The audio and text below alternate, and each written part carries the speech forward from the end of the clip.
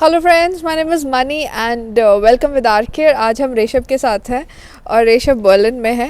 और सबसे मज़े की बात यह है कि आज -2 टेम्परेचर है यहाँ पर और काफ़ी ठंड है। और आई थिंक यहाँ पे अभी 4:30 बज रहे हैं ऑलमोस्ट। या हाँ, 4:30 और पूरा अंधेरा हो चुका है। और ऋषभ यहाँ से बैचलर्स परस्यू कर रहे हैं। इनका 1 साल का गैप था 12th के बाद।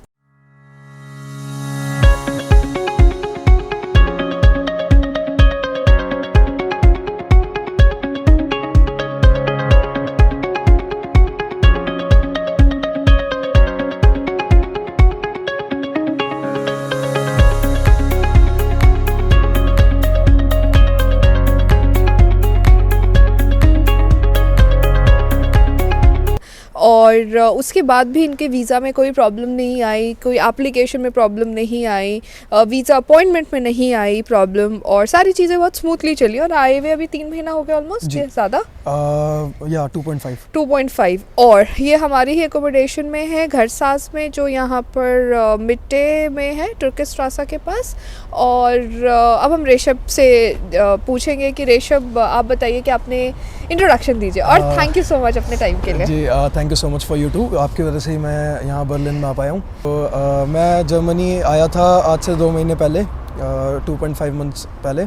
तो मैं आरकेयर के थ्रू आया था एंड दीज पीपल, इन्होंने मेरी बहुत हेल्प करी, like for getting admissions college के अंदर। एकोमोडेशन के लिए भी इन्होंने बहुत हेल्प करी और प्लस ब्लॉक्ड अकाउंट वगैरह के लिए भी इन्होंने मेरी बहुत हेल्प करी थी।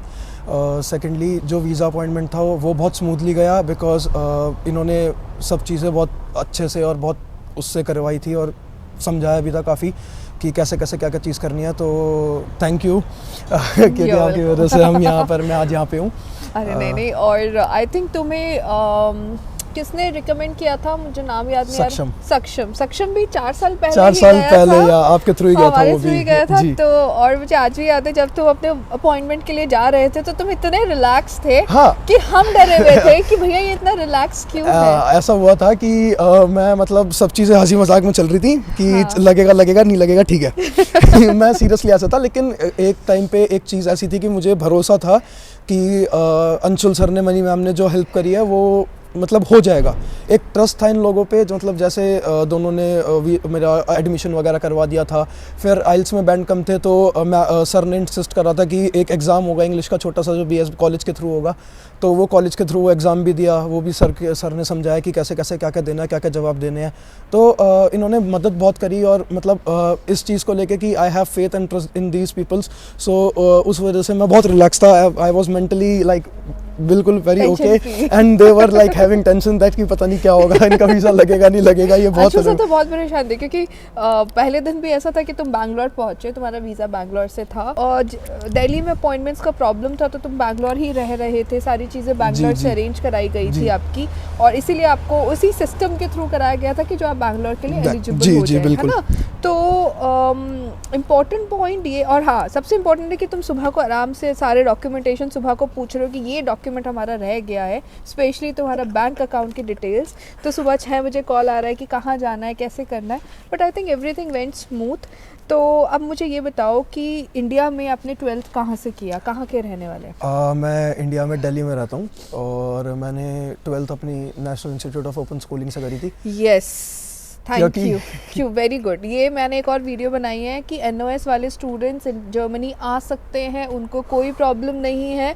टू बी वेरी ऑनेस्ट, मुझे नहीं पता था कि ये NOS से है, क्योंकि इसकी एप्लीकेशन अंशुल सर ने की थी। तो मुझे अभी पता चला कि तुम NOS से हो। तो 3-4 लास्ट वीक यही वीडियो बनी थी कि NOS वाले स्टूडेंट जर्मनी आ सकते हैं। So we have a live example, right? Okay, तो NOS वाले, आपने NOS से करी थी। मैं भी NOS वाली हूँ भैया, मैंने भी 12th NOS से की थी, तो कोई प्रॉब्लम नहीं है। तो NOS आपने किया, 12th के बाद फिर क्या हुआ?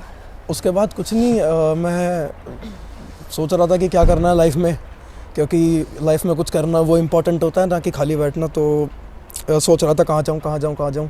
तो मैं काफ़ी जगह पे गया और पूछा कि कनाडा, क्योंकि पहले मेरा प्लान था कि आई गो टू कनाडा, क्योंकि कनाडा इंडियंस मतलब सारे इंडियंस वहीं जाते हैं कनाडा, सिंपल। तो उसमें थोड़ा फैमिलियर लुक वो आ जाएगी, फैमिलियर वाली फील आएगी कि हम कनाडा में हैं, सारे लोग हुए हैं। लेकिन one of my friend insisted me to like Germany आ जा, जर्मनी में इंडियंस कम है और तू यहाँ नॉर्मली रह पाएगा आराम से, सक्षम। ठीक है, तो मैं अब जर्मनी आना था।